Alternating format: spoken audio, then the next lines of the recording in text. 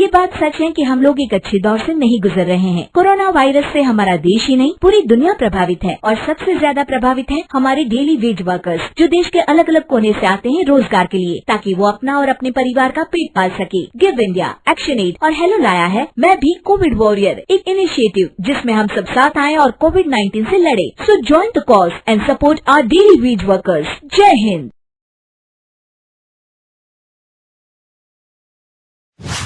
रजनी को बचपन से ही पेंटिंग का बहुत शौक था।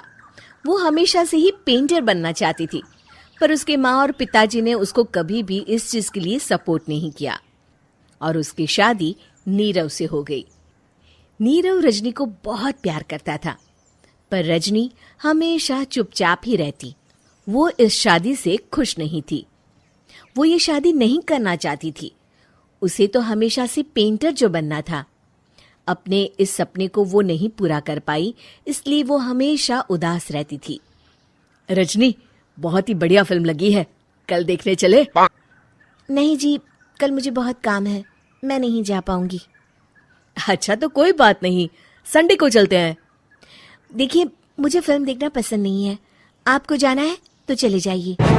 नीरव को मना करके रजनी वहां से चली जाती है और अपने बैग को खोलकर उसमें बंद पड़े ब्रश और कलर्स को देखकर रोने लगती है। रजनी, चलो ना कहीं बाहर खाने चलते हैं, कुछ तुम्हारी पसंद का। जी, मुझे नहीं जाना, मेरी तबीयत ठीक नहीं है। रजनी वहां से चली जाती है। नीरव को समझ नहीं आता कि रजनी उससे इतना दूर क्यों रहती है।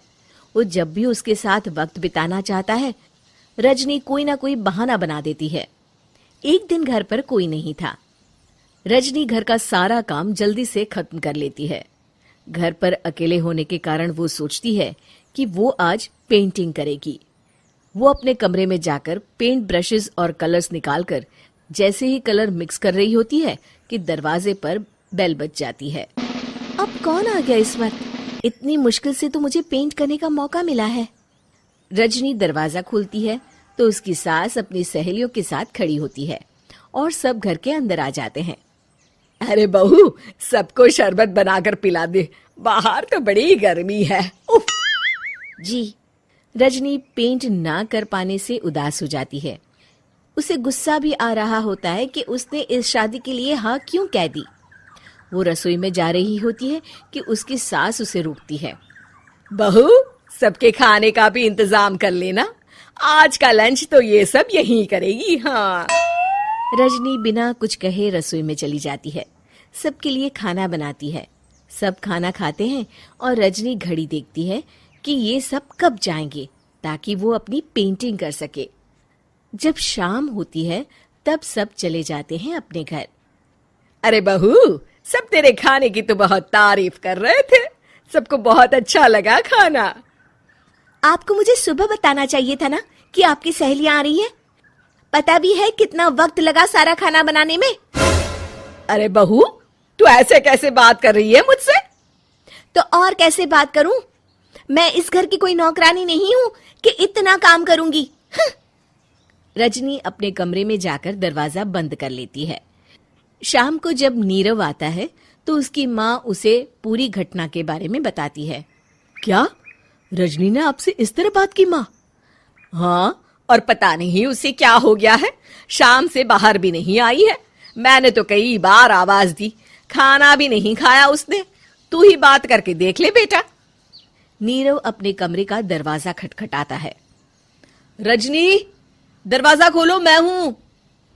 रजनी दरवाजा खोलती है और फिर वापस जाकर अपने बिस्तर पर लेट जाती है। रजनी, माँ से बात करने का ये क्या तरीका है? मैंने कोई गलत बात नहीं की है।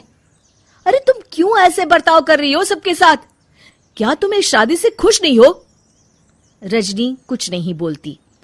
अरे बताओ मुझे रजनी, क्या ये शादी तुम्हारी मर्जी के खिलाफ हुई है? हाँ, मैं ये शादी कभी नहीं करना चाहती थी। तुमसे क्या, मैं किसी से भी शादी नहीं करना चाहती थी। रजनी रोने लगती है। चुप हो जाओ रजनी, बताओ मुझे, तुम क्यों नहीं करना चाहती थी शादी? रजनी बेड के नीचे से अपने पेंटिंग्स, कलर्स, ब्रश, पेपर्स निकालती है। इतने में उसकी सास भी कमरे में आ जाती है। ये देख रहे हो, ये थे मेरे सपने। मैं पेंटर बनना चाहती थी, पर माँ पापा ने कभी सपोर्ट नहीं किया और मेरी शादी करवा दी। मेरे सारे सपने टूट गए। हर वक्त बस गुस्सा आता रहता है मुझे। मैं जानती हूँ कि आप लोगों की इसमें कोई गलती नहीं है, पर मैं क्या करूँ, मुझे समझ में नहीं आता।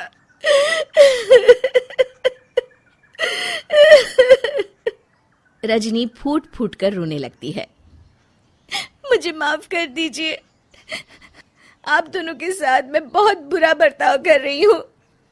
अरे रजनी बेटा, चुप हो जाओ तुम। नीरव पानी लेकर आता है। ये लो पानी पियो और शांत हो जाओ। रजनी पानी पीती है और उसकी सास पेंटिंग्स देख रही होती है। अरे नीरव, हमें तो पता ही नहीं था कि हमारी बहू कलाकार है।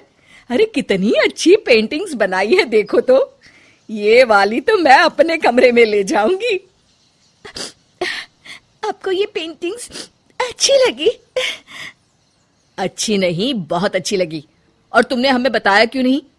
तुम जब चाहे पेंटिंग कर सकती हो रजनी। हम तुम्हारे सपनों को पूरा करने में तुम्हारा पूरा साथ देंगे। हाँ बेटा, हम कला की कद्र करते हैं।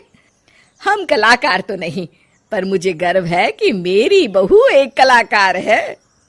रजनी, नीरव और सास तीनों हंस पड़ते हैं।